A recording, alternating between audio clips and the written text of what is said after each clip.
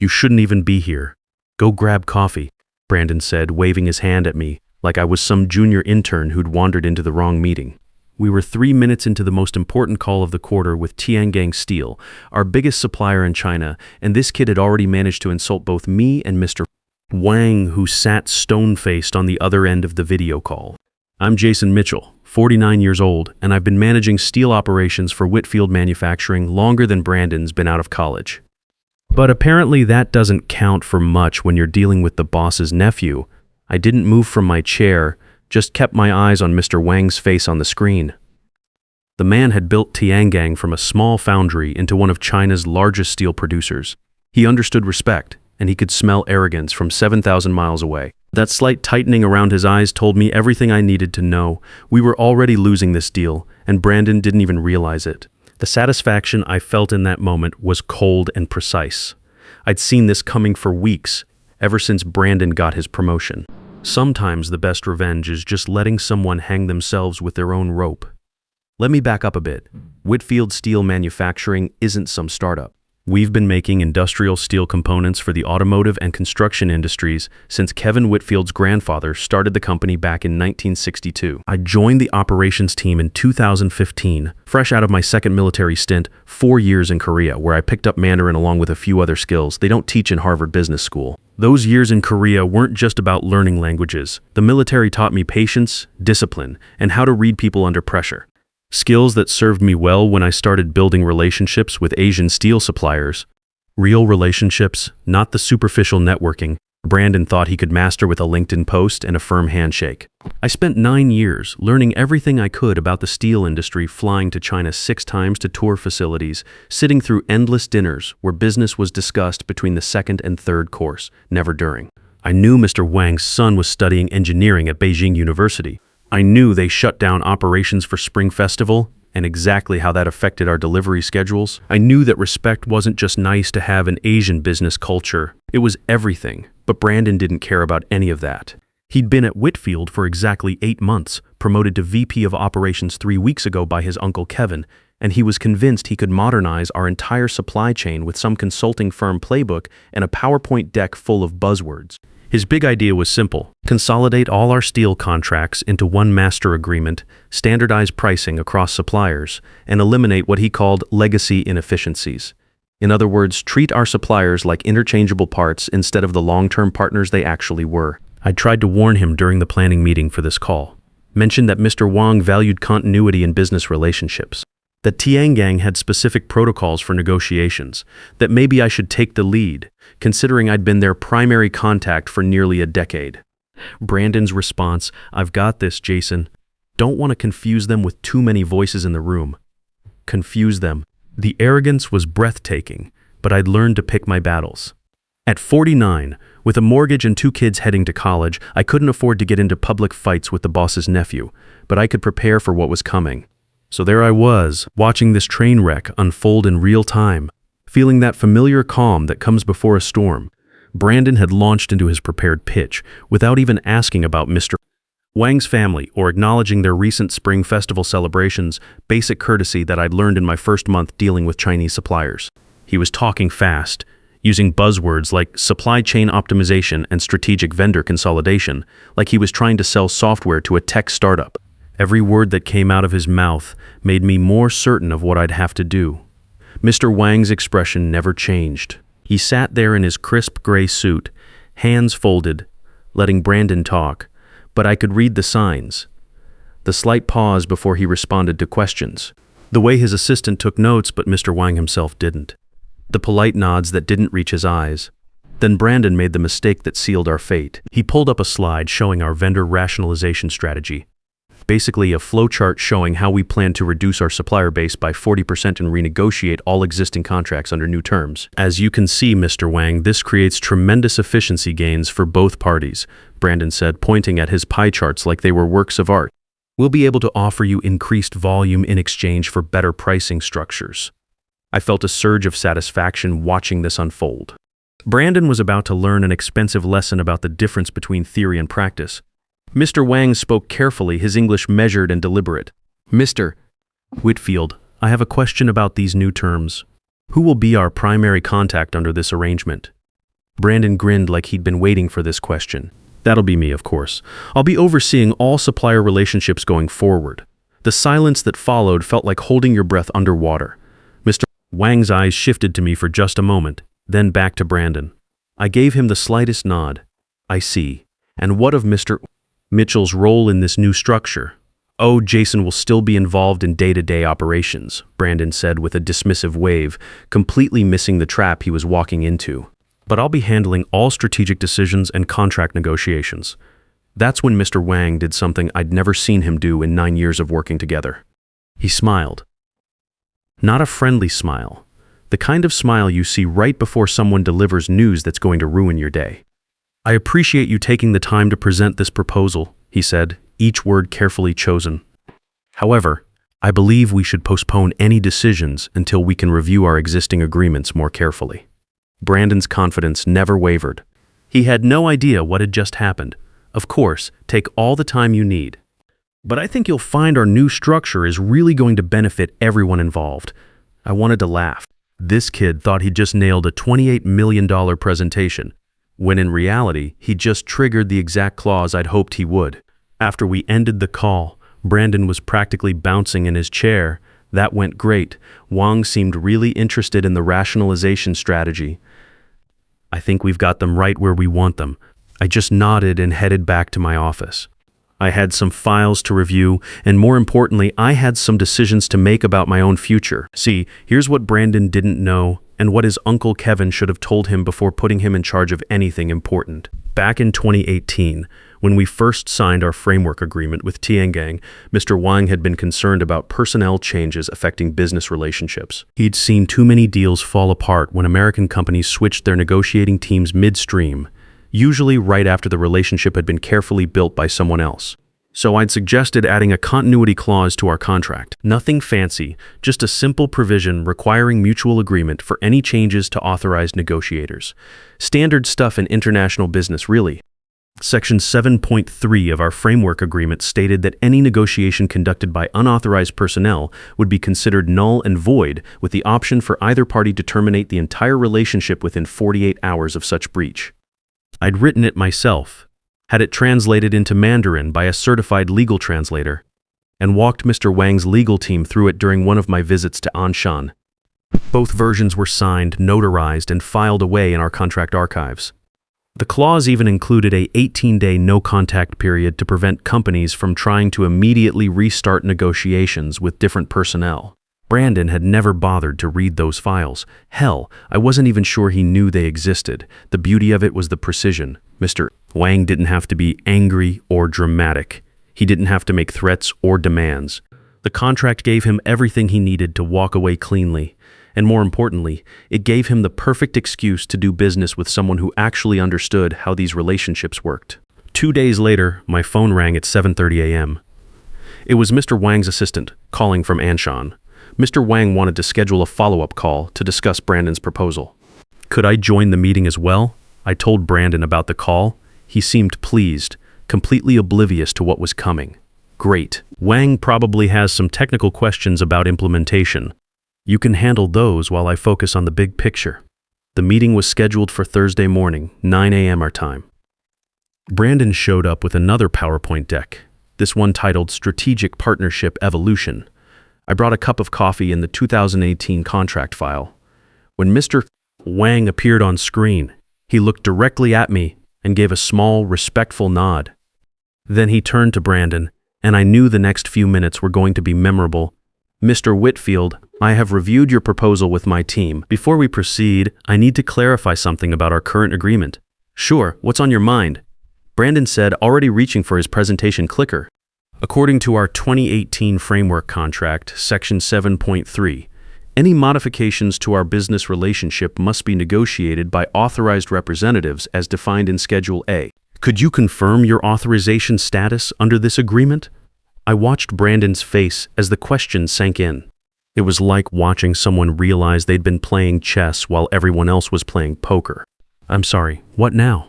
Are you listed as an authorized negotiator in our current contract? Brandon glanced at me, then back at the screen, clearly hoping I'd jump in and fix whatever misunderstanding was happening. I mean, I'm VP of Operations. I have authority to negotiate on behalf of Whitfield. Mr. Wang's expression didn't change. That is not what I asked. Are you specifically named in our existing contract as an authorized representative? The room went quiet. Brandon looked confused, like someone had asked him to solve calculus in his head. This was the moment I'd been waiting for, the moment when all of Brandon's arrogance and assumptions caught up with him. That's when I decided to speak up. I turned to the camera and said in perfect Mandarin, "Mr. Wang, I believe there may be some confusion about the authorization structure. According to Section 7.3 of our 2018 agreement, I am the designated primary negotiator for all contract modifications. The satisfaction I felt in that moment was better than any bonus I'd ever received." Brandon's head snapped toward me, his eyes wide with something between confusion and panic. Mr. Wang nodded slowly. "That is correct, Mr. Mitchell. Thank you for the clarification." He turned back to Brandon and switched to English, his voice taking on the formal tone that meant business was over. "Mr. Whitfield, based on our existing contract terms, I cannot proceed with negotiations through unauthorized personnel. Our agreement is very specific on this matter." Brandon was starting to look panicked. "Wait, hold on. I'm sure we can work this out." "I have full authority from the company?" "No," Mr. Wang interrupted quietly. "You do not have authority under our contract. And based on the changes you have proposed, it appears Whitfield no longer wishes to honor our existing relationship structure." I could see what was coming next, and the anticipation was almost painful in its sweetness. "Therefore," Mr. Wang continued, his voice steady and final, "Tiangang Steel is exercising our right under Section 7.3 to terminate our framework agreement, effective immediately. We will fulfill existing orders through the end of this month, but no new contracts will be executed." Brandon's mouth fell open. "You're canceling our contract? Over a technicality?" "It is not a technicality, Mr. Whitfield. It is a fundamental requirement that your company has chosen to ignore." The screen went dark. I sat back in my chair, feeling a deep sense of vindication wash over me. 9 years of careful relationship building, of learning the language, of understanding the culture, of writing protective clauses that everyone thought were just paperwork, it had all led to this moment. Brandon had just cost Whitfield Manufacturing $28 million, and he still didn't understand why. Brandon sat there staring at his laptop like it might explode. His face had gone from confident pink to pale white in about 30 seconds. What just happened? What was that clause he was talking about? I opened the contract file I'd brought and slid it across the table. Section 7.3, Authorized Representative Requirements. It's on page 14. He grabbed the document and started flipping through pages frantically. When he found the clause, his face went even whiter. This says you're the only one authorized to negotiate contract changes. And if anyone else tries, they can cancel the whole deal. That's right. Why didn't you tell me about this? The question hung in the air between us.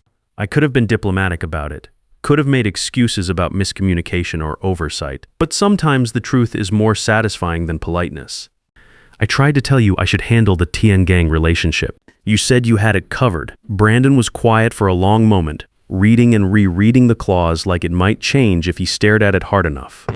Finally, he looked up, and for the first time since I'd known him, he looked genuinely scared. "Can we fix this? Can we call him back and straighten it out?" "No," I said simply. "The termination is already in effect. We've got a 180-day no-contact period built into the same clause. Tiangang won't even take our calls until August." That's when it hit him. Really hit him. His uncle's company had just lost their biggest supplier, and it was entirely his fault. By the time I got back to my desk, the news was already spreading through the building like smoke. Tiangang's termination letter had been forwarded to legal, finance, and operations. Our CFO was on the phone with someone, speaking in the low, urgent tone that meant serious damage control. I checked my email. 3 messages from other Chinese suppliers asking if I was still with the company. Word travels fast in industrial circles, especially when a major player like Tiangang makes a move. In their culture, if one respected company cuts ties, others pay attention.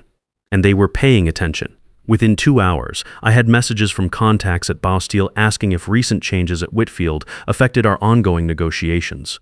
Another message from our secondary supplier in Guangzhou, expressing concern about relationship continuity. The dominoes were starting to fall exactly as I'd expected they would. By end of business Thursday, our steel sourcing capacity had dropped by 40%. 2 more suppliers had sent postponement notices for pending negotiations. Not cancellations, just delays while they reassessed their strategic priorities. Translation, they were waiting to see if Whitfield was still a reliable partner. The financial impact was immediate and brutal. Our Q3 delivery schedules were in jeopardy. The automotive contracts we'd been counting on were suddenly at risk. And all because Brandon thought he could walk into a relationship I'd spent nearly a decade building and redesign it with a PowerPoint presentation. Friday morning, Kevin Whitfield called an emergency meeting. The conference room was packed. Legal, finance, operations, supply chain, even HR was there. Brandon sat at the far end of the table, looking like he'd aged 10 years in 2 days.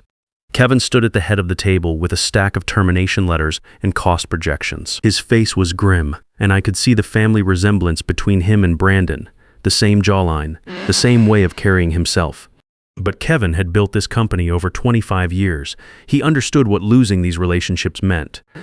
"Gentlemen," he said, "we have a situation. As of yesterday, we've lost our primary steel supplier and potentially 3 others. The financial impact is significant. We're looking at $28 million in immediate contract losses, plus delayed deliveries, penalty clauses, and reputation damage that's hard to quantify." Someone from finance asked about alternative suppliers. Kevin shook his head. "Most of our backup options are already at capacity. The few that aren't are asking for premium pricing and extended lead times. We're basically starting from scratch on supplier relationships that took us nearly a decade to build." The room was dead silent. I could feel eyes on me, but I kept my expression neutral. This wasn't the time for "I told you so" moments. This was the time to let the consequences speak for themselves. Finally, Kevin turned to me, and I could see the weight of realization in his eyes. "Jason, you negotiated our original contracts with these suppliers. What's your assessment of our options for recovery?" I'd been dreading this question, but I owed him an honest answer, regardless of how this had started. "Short term, we're in serious trouble. The no-contact clause with Tiangang runs until August, and the other suppliers are going to wait and see what happens. Long-term, it depends on whether we can rebuild trust and demonstrate that we understand how to maintain professional relationships. And how do we do that?" I glanced at Brandon, who was staring at his hands, then back at Kevin. "We need to acknowledge that we made mistakes in our approach. We need to show our suppliers that we respect the relationships we've built and the people who built them." Kevin nodded slowly. He understood exactly what I was saying, even if I wasn't saying it directly. This wasn't just about contracts and clauses.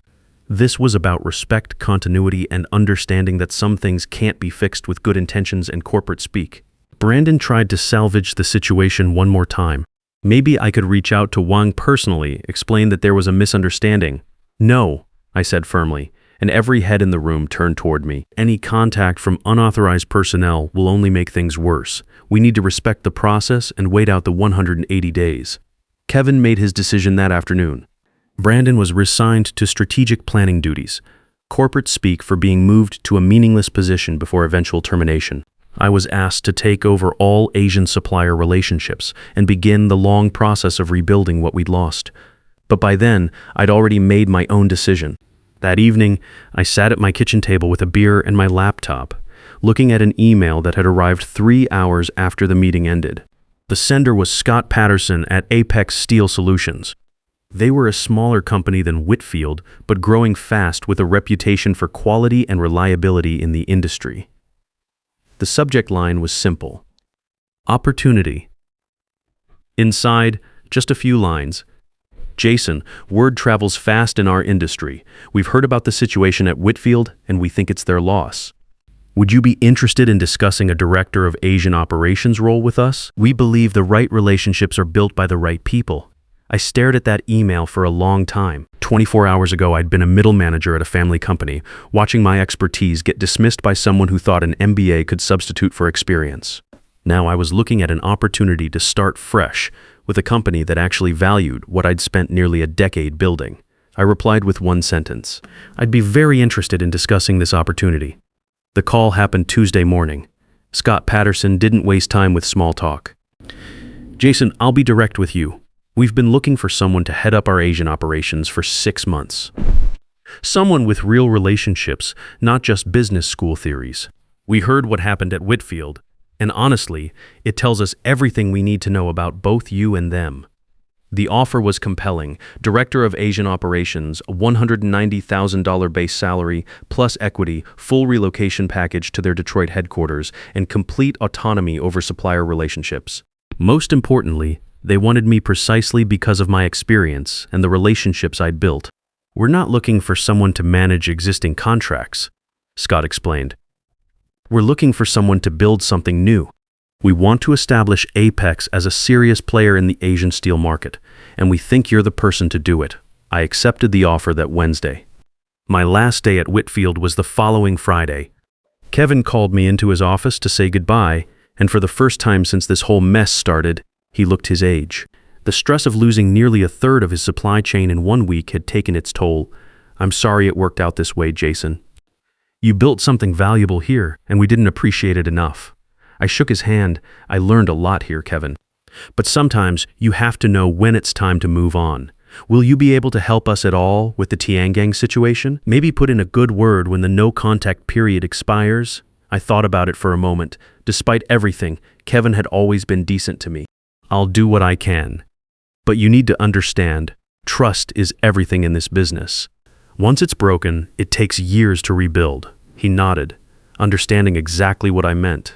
6 months later, I was settling into my corner office in Detroit when Scott forwarded me an article from Industry Weekly.